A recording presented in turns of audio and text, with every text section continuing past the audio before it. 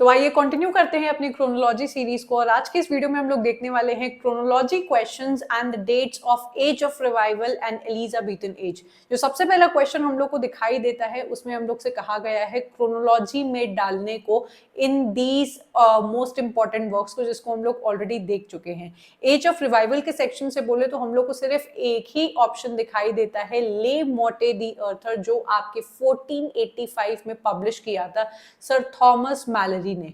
ये वर्क बहुत ही ज्यादा इंपॉर्टेंट है 15th सेंचुरी का, जो आपका ट्रांसलेट करता है as death of the author, जो किंग अर्थर के जो लेजेंड के बारे में, उनके जो नाइट्स हैं उनके बारे में, द राउंड टेबल के बारे में, होली ग्रेल के बारे में बात करता है। ये जो आपका वर्क है वो 8 बुक्स में 8 सेक्शंस में आपका डिवाइडेड है। It becomes a very important work जो आपको एज ऑफ रिवाइवल में से पढ़ना चाहिए। Speaking of age of revival, 2 important और ऐसे टर्म्स हैं जो बहुत ज्यादा इंपॉर्टेंट है आपके लिए एज ऑफ रिवाइवल में से पढ़ना, जिसमें से I would highly recommend you कि आप थॉमस मोर का यूटोपिया जरूर से पढ़ के जाए, बिकॉज इससे अकेले ही 10 क्वेश्चंस आपके यूजीसी नेट ने पूछे हैं। 15/6 में पब्लिश होने वाला आपका ये वर्क यूटोपिया एक ग्रीक शब्द है जो ट्रांसलेट किया जाता है एज अ नो प्लेस और नो वेयर, एंड जिसको इंटरप्रेट किया जाता है एज एन आइडियल प्लेस और एन आइडियल सोसाइटी। ये जो वर्क है आपके थॉमस मोर का एक पॉलिटिकल एंड फिक्शनल सटायर है आपके इंग्लैंड की सोसाइटी के ऊपर, उनकी सरकार के ऊपर, जिसके अंदर ये एक आइडियल सोसाइटी, एक आइडियल आइलैंड दिखाते हैं। एंड उसको विजिट किया है आपके थॉमस मोर ने एंड आपके एक फिक्शनल कैरेक्टर राफेल हैथलोडे ने, जिसके अंदर वो उस आइडियल सोसाइटी में हो रही इतनी अच्छी व्यवस्था के बारे में बात करते हैं और उस व्यवस्था के जरिए व्यंग्य करने की कोशिश करते हैं, सटायर करते हैं ये अपनी इंग्लैंड के सोशल कंडीशंस के ऊपर, ताकि आपकी इंग्लैंड की कंडीशंस को रिफॉर्म किया जा सके। आई वुड हाईली रिकमेंड कि आप लोग इस वर्क को डिटेल में करके जाओ, क्योंकि इससे बहुत सारे क्वेश्चंस पूछे जाते हैं। अगली जो चीज आपको एज इन रिवाइवल में हुई थी वो याद रखनी चाहिए, वो है टोटल्स मिसलेनी का publication, which is 1557। This is also known by the name of songs and sonnets, जिसके अंदर बहुत सारे गाने एंड आपके सोनेट्स आ जाते हैं। इसके अंदर सोनेट्स जो है वो पब्लिश कराए हैं आपके थॉमस व्याट ने एंड अर्ल ऑफ सरे हेनरी हॉवर्ड ने, देन आपके थॉमस मोर ने। इन तीनों ने ही अपनी अपनी पोएम्स एंड सोनेट्स को इसमें कंट्रीब्यूट किया हो गया है, जिसमें लव सॉन्ग्स आ जाते हैं और भी तरीके की आपकी सोनेट्स इसके अंदर डाली गई हैं। Speaking of Henry Howard and Thomas VAT, तो ये दोनों ही हमारे इटालियन पेट्रार्कन सोनेट को इंग्लिश वर्ल्ड में इंट्रोड्यूस कराने के लिए जाने जाते हैं। वो भी एक इंपॉर्टेंट पॉइंट्स है। तो जो भी पॉइंट्स एज ऑफ रिवाइवल में आते जा रहे हैं, I am telling you. Next question जो हम लोग के सामने आता है, select the right chronological sequence of the date of Bible translations। इसको बताने से पहले I would highly request you, recommend you कि आप मेरा full video on Bible translations देखें। इसके साथ ही साथ आप मेरा full video on magazine publications देखें।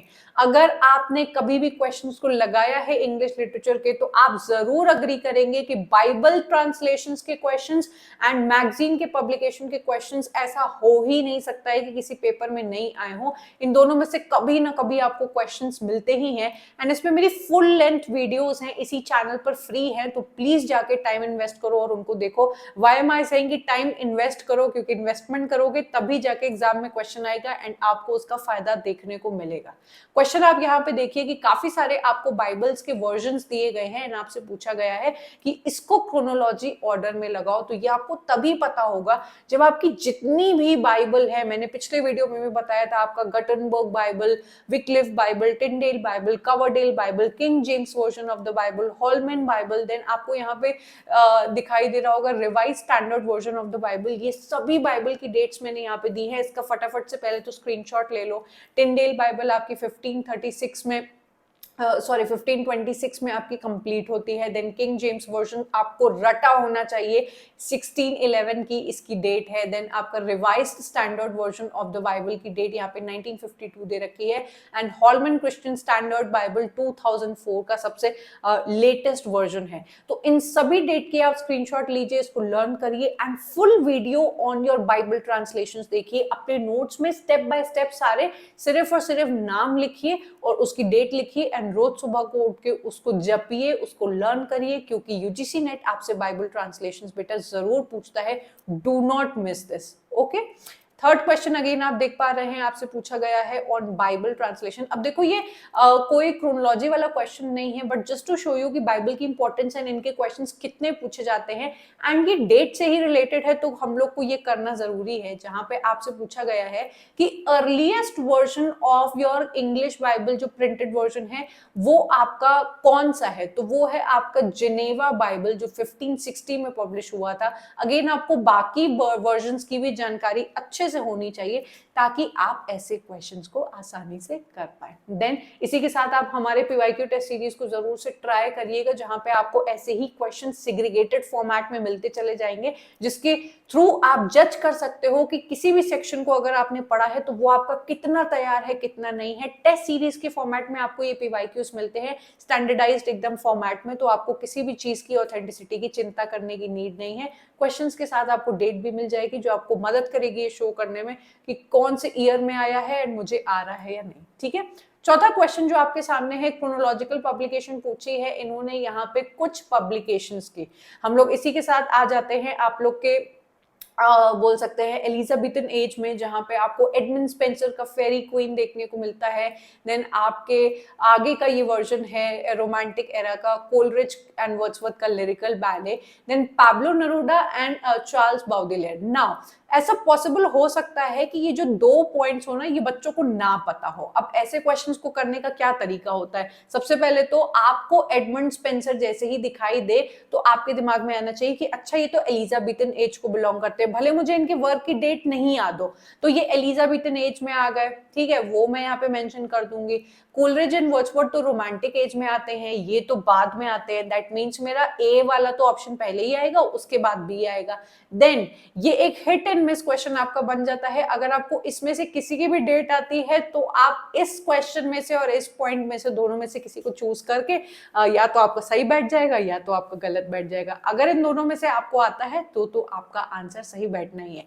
ये एक सही तरीका होता है क्रोनोलॉजी वाले क्वेश्चंस को करने का, कि कभी कभी हम लोग को डेट्स नहीं भी याद होती हैं, तो उन राइटर्स को आप याद रख सकते हैं कि अच्छा वो इस एज को बिलोंग करता था, ये एज तो पहले आई थी, ये इस सेंचुरी का वर्क है तो ये पहले आया था। उसके जरिए आप इनको याद कर सकते हो। मैंने यहाँ पे सभी की डेट्स मेंशन कर रखी है। एडमंड स्पेंसर का fairy queen, which is an allegorical work, most important work in the terms of your poem, जो आपका एडमंड स्पेंसर का वर्क है। इसके अंदर काफी सारे एलोगोरिकल थीम्स को उठा के, एपिक थीम्स को उठा के, फेबल को उठा के आपके सामने पोएम के जरिए लाया गया है। इसके अंदर होलीनेस का, चैस्टिटी का कॉन्सेप्ट, देन आपका लॉयल्टी का कॉन्सेप्ट, फ्रेंडशिप का कॉन्सेप्ट, जस्टिस का कॉन्सेप्ट इसमें दिखाया गया है। काफी सारे इसमें कैरेक्टर्स हैं जो आपको लर्न करने चाहिए, जो आपको प्रिपेयर करने हैं। देन कोलरिज एंड वर्ड्सवर्थ का लिरिकल बैलेट हम सब लोग जानते हैं, 1798 का जो फर्स्ट पब्लिकेशन था, acted as an manifesto, as a घोषणा पत्र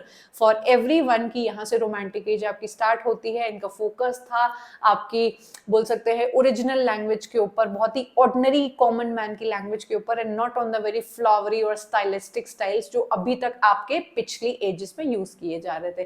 देन ये 2 वर्क्स की भी लिस्ट आपके सामने है एंड डेट्स आपके सामने है। ठीक है, नेक्स्ट क्वेश्चन जो आता है, आपसे सोनेट सीक्वेंस पूछा गया है कि सबसे पहला सोनेट सीक्वेंस कौन था।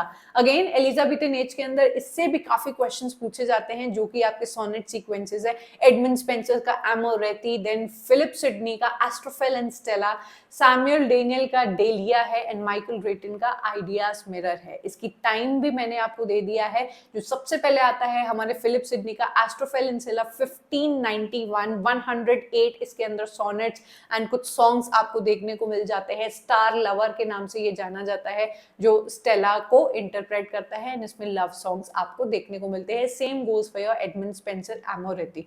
तो आपके जो सोनेट सीक्वेंसेस हैं उनको आप इसी के थ्रू लर्न कर सकते हैं। चाहे तो उनको थोड़ा सा सर्च करके इनके ऊपर पढ़ाई भी कर सकते हैं, ठीक है। नेक्स्ट क्वेश्चन जो हम लोग से पूछा गया है वो है हमारे शेक्सपियर से। नाउ शेक्सपियर से काफी क्वेश्चंस पूछे जाते हैं, लेकिन मैंने ऑलरेडी इस चैनल पर एक वीडियो बनाया है जिसमें मैंने बताया है कि चौसर और शेक्सपियर जो बच्चों को बहुत ज्यादा इंपॉर्टेंट लगता है, बच्चे उनको बहुत टाइम लगा के पढ़ते हैं, उनसे आजकल बहुत कम क्वेश्चंस पूछे जाते हैं। सो आप लोग के ऊपर ये एक वाइज डिसीजन होगा या नहीं होगा, ये आप लोग डिसाइड करें कि ऐसे राइटर्स पे आपको कितना टाइम स्पेंड करना है, ओइंग टू द फैक्ट कि अब इनसे क्वेश्चंस कम पूछे जा रहे हैं। ये मैं जो डिसीजन है आपके ऊपर छोड़ती हूँ, ठीक है। यहाँ पे आपको इनके जो प्लेस दिए गए हैं 37 प्लेस में से कुछ प्लेस बोले हैं एंड आपको बताना है कि कौन पहले आया कौन बाद में आया। तो इसकी मैंने डेट यहाँ पे ऑलरेडी मेंशन कर रखी है, आप इनकी सबकी डेट्स को देखें, लर्न करें। और इनके अलावा आई वुड हाईली रिकमेंड कि आप और भी 4-5 वर्क्स की इनकी डेट को याद रखें। मैकबेथ हो गया, हैमलेट हो गया, ओथेलो हो गया, किंग लियर हो गया एंड जूलियस सीजर हो गया। ये कुछ इनके मिला के major and minor works, minor तो नहीं बोलेंगे इनको, लेकिन मेजर वर्क्स में से हल्के से थोड़े से नीचे के पायदान पे ये आ जाएंगे। लव्स लेबर्स लॉस्ट हो गया, मिडसमर नाइट्स ड्रीम हो गया, एज यू लाइक इट हो गया, एंटनी एंड क्लियोपेट्रा हो गया एंड द टेम्पेस्ट। इनकी डेट अगर आप कर रहे हैं तो मैंने जो 4-5 नाम बताए उनकी डेट तो बिल्कुल करके ही जाइएगा, you can not miss on that, ठीक है।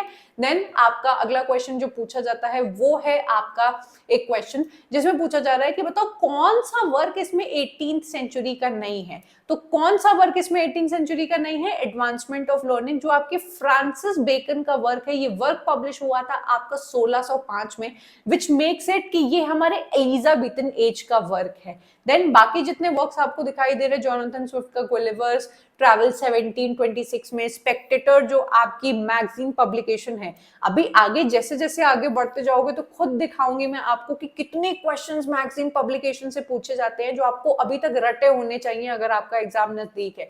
तो जल्दी जल्दी वो वाला वीडियो जाके देखना है, अपने नोट्स बना लेना। सब कुछ आपके लिए फ्री है, ऐसा तो नहीं है कि आपको कोई पेड सर्विस दी जा रही है जो आपने अभी तक ना देखा हो। जाओ उस वीडियो को जाके देखो, अपने नोट्स बनाओ, रटना स्टार्ट करो, बिकॉज ये ऐसी चीजें हैं इसको कुछ समझना नहीं है, आपको क्रैम ही करना है। क्वेश्चन पक्का आते हैं तो please do not miss it, ये मेरी आपसे रिक्वेस्ट है। An epistle to doctor Albert not 1735। Now यहाँ पे हम लोग के क्वेश्चंस खत्म होते हैं age of revival and Elizabethan age के। हालांकि इन दोनों एजेस से क्वेश्चंस बड़े आए हैं, लेकिन because we are dealing with only chronology based questions तो इतने ही क्वेश्चंस बने हैं। जैसे जैसे हम लोग आगे के एजेस में जाते जाएंगे आप देखेंगे कि क्रोनोलॉजी के क्वेश्चंस बहुत ज्यादा बढ़ जाते हैं, इन एजेस से कम पूछे जाते हैं। विक्टोरियन, रोमांटिक एंड आपके मॉडर्न एरा से बड़े क्वेश्चंस पूछे जाते हैं, लिटरेरी थ्योरी और इन सब में तो काफी ज्यादा। तो यहाँ पे हम लोग इस वीडियो को खत्म करेंगे। आप जरूर से हमारी PYQ टेस्ट सीरीज और हमारे जितने भी पेड कोर्सेज हैं उनको जरूर से जाके चेकआउट करें अगर आपको मेरा स्टाइल ऑफ टीचिंग अच्छा लगता है। इसके साथ ही साथ मेरे यूट्यूब पर भी कई सारी प्लेलिस्ट है जो फ्री वीडियोज हैं, भाई उनको तो आप जरूर से देखें और उनसे अपने नोट्स बना लें। एंड जरूर से आप मेरे पेड वर्जन ऑफ जितने भी जो भी मेरे कोर्सेज अवेलेबल हैं उसको इस वेबसाइट पर जाके आप अवेल कर सकते हैं, या फिर आपको नीचे डिस्क्रिप्शन में लिंक दिया है उस पे आप जाके क्लिक करके डायरेक्टली पहुंच सकते हैं। आप मेरे YouTube के जितने भी वीडियोस हैं, मैंने जितनी भी मेहनत से प्लेलिस्ट्स बना के रखी हैं उनको जरूर से देखें। मेरे टेलीग्राम को जरूर से ज्वाइन करें जहां पे आपको फ्री जितनी भी मेरी सर्विसेज है वो मिल जाती है। एक दिन में बच्चों को पोल्स एंड टेस्ट सीरीज हमारे ग्रुप पे मिलते हैं जिसकी वजह से बच्चों की काफी अच्छी तैयारी हो जाती है। एंड ये टोटली फ्री है ये सर्विस, इसमें आपको किसी भी तरीके के पैसे नहीं देने हैं। तो प्लीज इन सर्विसेज का फायदा उठाएं। एंड अगर आपको हमारे पेड सर्विसेज चाहिए तो इस नंबर पे आप मैसेज करेंगे तो आपको सारे लिंक्स एंड सारे डिस्काउंट्स वगैरह की जो इन्फॉर्मेशन है वो मिल जाएगी। सो आई होप आपको आज का वीडियो बहुत अच्छा लगा होगा। ये सीरीज हम लोग कंटिन्यू रखेंगे और एग्जाम से पहले अपने क्रोनोलॉजी वाले क्वेश्चंस की टेंशन को बिल्कुल हल कर लेंगे, क्योंकि बाय दैट टाइम आपने सारे क्वेश्चंस लगा रखे होंगे। Do let me know your feedback कि आपको ये वीडियोस कितनी ज्यादा मदद कर रहे हैं एंड आप और कौन कौन से टॉपिक्स को इस चैनल के माध्यम से और इस आसान भाषा में पढ़ना चाहोगे। Do comment me down your feedback and whatever suggestion you have regarding this channel. So I'm going to take your leave and I'm going to meet you up next in yet another video. Up till then, bye and take care.